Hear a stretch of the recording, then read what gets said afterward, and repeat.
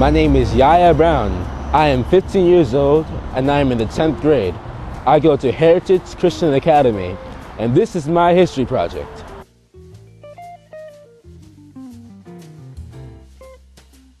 The B&O Railroad Museum was originally named the Baltimore and Ohio Transportation Museum.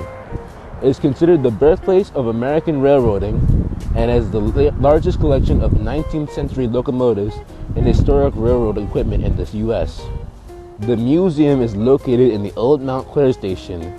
The roundhouse was designed by Ephraim Francis Baldwin, a devout Roman Catholic, who was inspired by his dream to build a cathedral for the city of Baltimore. It opened on July 4th, 1953, and the cornerstone for the railroad was laid by Charles Carroll of Carrollton. He was the longest living signatory of the Declaration of Independence.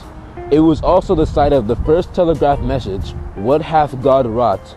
It was sent on May 24th, 1844 from Washington, D.C. using Samuel F.B. Morse's invention, developer of the Morse code. Charles Carroll was the man who laid the cornerstone for the B&O Railroad, whose cousin happened to be John Carroll, who would later become the Archbishop of Baltimore.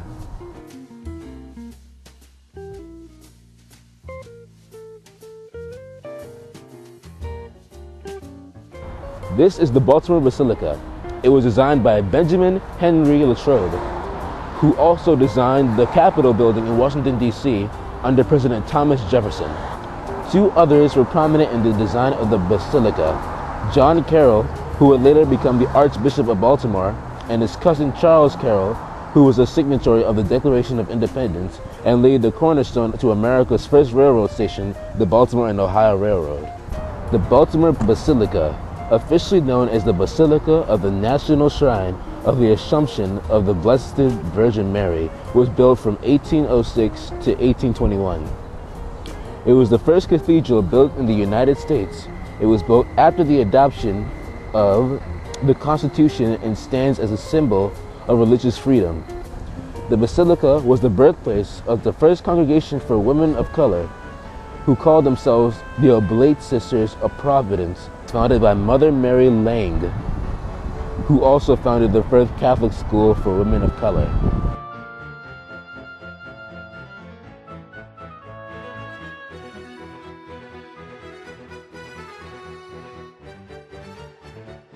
But this is a house that Mother Seton came to in 1808. Yeah. Anyway, she came here at the invitation of Archbishop Carroll. Left a widow. Her husband got sick, lost his business, and he went to Italy hoping he would get better. And when she came back to New York, she pursued her interest in the Catholic Church and became a Catholic.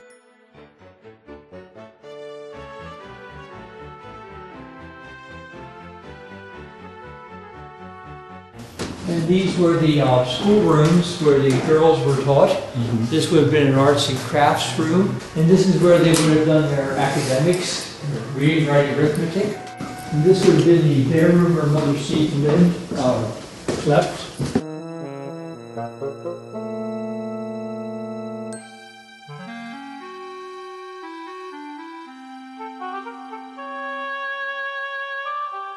This black picture of this here talks about 1940 her canonization cause was introduced, and then in 59 she was proclaimed venerable. That means her calls for canonization was being taken into account. And then she was beatified on March 17th of 1963. And canonized on, 75, this here, canonized September 14th, 1975. Yeah. After she moved out, nobody else ever lived here. Wow. And it was used for storage. And this is the miracle, the second miracle of Elizabeth Ann Seton here. I don't know whether you can take that through the glass. Okay, and this is the lady who received the miracle? Yeah, she had leukemia as a child. And when you say in her name, she was prayed to okay. for the healing. Okay. Of course, she can't do the healing, right. but she intercedes right. before God right. for that person. Right. This is Mother Lang. Okay. Now, she is a woman of color, and she came from Haiti in 1796 with the whole French black community. Okay. And she taught in this chapel here, in the lower chapel, she taught black children. And there's a whole French black community around here. During the French Revolution in 1791, there was a revolt down in St. Dominic, which is Haiti now. Yes. And many of the free blacks and the whites came to this country, and a lot came to the port of Baltimore. And so she's venerable, no, she's beatified now. And her remains are over in the mother house of the Oblates over in Catonsville. Mother Mary Lang was a champion for religious freedom for African Americans. But did you know that the USS Constellation was also a champion for freedom? The USS Constellation was built in 1854. It was a flagship, which is the ship carrying the commanding admiral of the U.S. African Squadron, patrolling the waters of West Africa in search of ships carrying human cargo. On September 26 of 1860, the Constellation captured a ship named Cora, which had 705 slaves on it. The slaves were released on Monrovia in Liberia.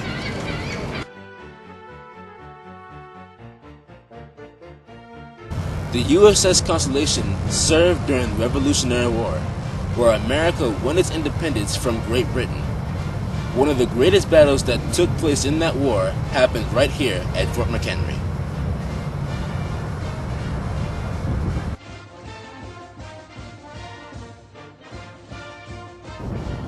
Fort McHenry was designed by Frenchman Jean Francin in 1798 on the site of the former Fort Whetstone. The fort was designed in the form of a 5-pointed star with a dry moat in the middle. Fort McHenry is the site of the Revolutionary War in 1814 that inspired Francis Scott Key to write the poem that would become our national anthem, the Star-Spangled Banner. It was named after Delegate James McHenry, a Scots-Irish immigrant and a signatory of the Constitution of the United States. He served as the Secretary of War under the Presidents George Washington and John Adams. Ranger Tyler, I would like to know about how this place was during the Civil War. Well, during the Civil War, this wasn't really a very nice place to be. So in the room over here, we've got about 5 jail cells. They're the last cells that are still here at Fort McHenry. And with the United States basically in a state of open rebellion, and Maryland being kind of a large hotbed of secession, the United States Army and the U.S. government really cracked down on citizens all across the state and all across the city of Baltimore. So a lot of people were arrested here and held in the cells basically indefinitely without trial until the government decided to release them. Alright, so a lot of people ask us why the fort is shaped in a star. A lot of people think that it has something to do with the flag, has something to do with the Star-Spangled Banner, but it doesn't. The whole design of the fort is purely strategic. So each point on the star is called a bastion. So we've got bastion 1, 2, 3, 4, 5.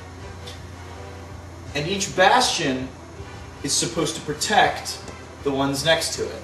So you've got guns, big cannons up on the walls, and if you've got a force that attacks one bastion and they're trying to climb up the wall over here, the other bastions can protect it by firing down.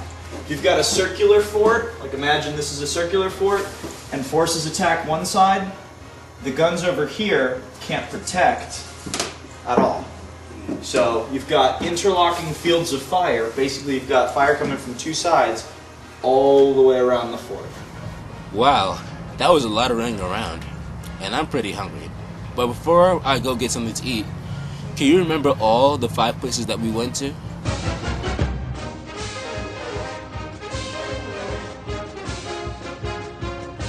Question number 2. There were 2 blessings bestowed on Mother Seton after her death. Can you remember what those 2 blessings were?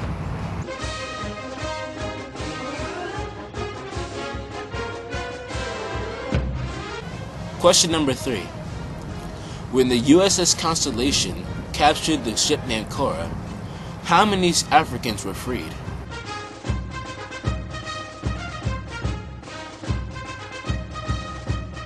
Question number 4. The first telegraph message was sent from Washington, D.C. to the B&O Railroad via Morse code. Can you remember what that message was?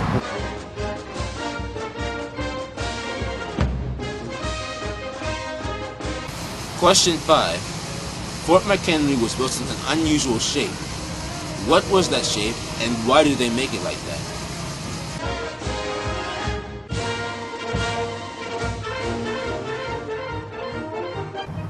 How did you do? Did you have fun? I sure did.